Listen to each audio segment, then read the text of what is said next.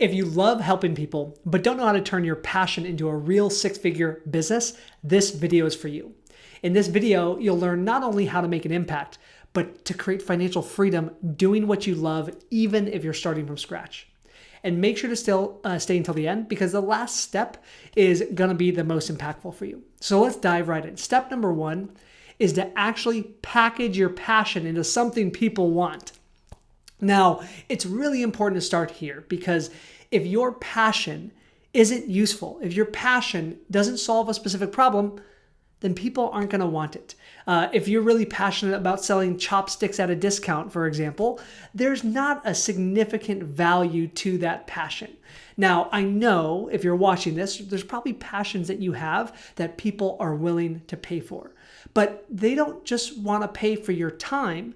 They want to pay for what that actually solves for them. So what's the problem that you solve? It's really important to package your service or your product into a solution to their problem. That is what people pay for. Ultimately, when you think about entrepreneurship, which is what we're talking about, how to build a business, businesses are designed to solve problems. And in fact, the most successful businesses on the planet solve the biggest problems. So what problem do you solve, and how can you package your passion in a way to show people that it solves that specific problem? That's step number one to doing this. The second step is to find your micro niche. Now, whether it's a service that you provide or a product that you're selling, what's the niche within the niche within the niche? Or as you outside of the US say, what's the niche within the niche or within the niche? Why I'm suggesting to start with a micro niche, not just the niche, is because the more specific you are in your messaging, the more successful you're going to be.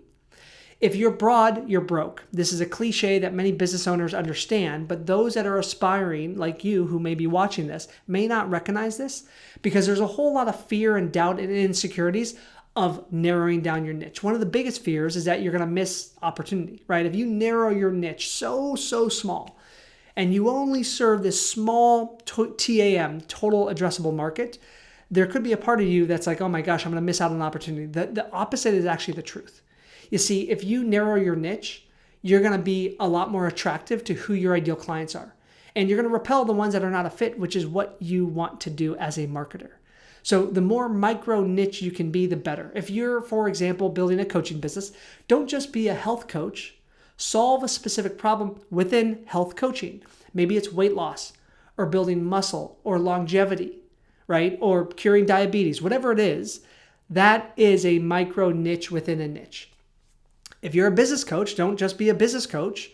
Be something specific, a leadership consultant, right? A marketing coach, a sales coach. You've got to solve a narrow problem. And the more that you micro and narrow down your niche, the more successful you're going to be. The third step to turning your passion into helping people into a six-figure business is to build a simple marketing machine. You may have heard me say, if you watch any of my videos, that it doesn't matter how good of a service you provide or how good of a product you provide if no one knows that it exists. And so you do need to learn how to market. Now, you don't need to have complicated funnels and tech and AI. I know some of you that are younger have no problem with those things. Some of us that are older, and I'm in my 40s, we kind of avoid some of that stuff. But you do need a simple marketing machine to get people off of social media or whatever platform you're marketing on onto an email list that you can build a relationship with. This is an example of a marketing machine. You watching this video right now is a marketing machine for us. Why? Because I'm delivering a message, I'm adding value, and then through some of my videos, I invite you every now and then to download a free resource for us that solves a problem for you and that allows us to communicate with you. And over time, what often happens is when you watch enough of my videos, you're like, oh, this Peter Scott's not a total stranger. He knows his stuff. He could probably help me. And what we do is we help people build coaching businesses that are really successful. So that's the idea, is you don't need funnels to do that. You don't need a team around you. You don't need to learn how to code. Start a platform that you're going to communicate a message on and communicate that message. Some of you love video, then choose YouTube if that's the case, or TikTok. But if you don't love video and you hate it, then create written content, but put it out there so people know that you exist and they see what your expertise is in. That's the third step, is building a simple marketing machine. And again, I get that I have funnels. You don't need to have those things. You could simply ask somebody to send you a direct message. Let's say that you're promoting content on Instagram or Facebook or LinkedIn. Instead of saying, go download this thing in this complicated funnel and get a bunch of emails, you could just say, DM me, direct message me, or private message me, right? It's really that simple. Think also offline. You don't only have to be online. A marketing machine could be leveraging your network. It could be reaching out and doing market research interviews with people in your network for referrals. So there's a variety of ways to build a marketing machine for your business. The fourth step to turning your passion for helping people into a six-figure business is to sell the transformation, not the time. This is a really important distinction.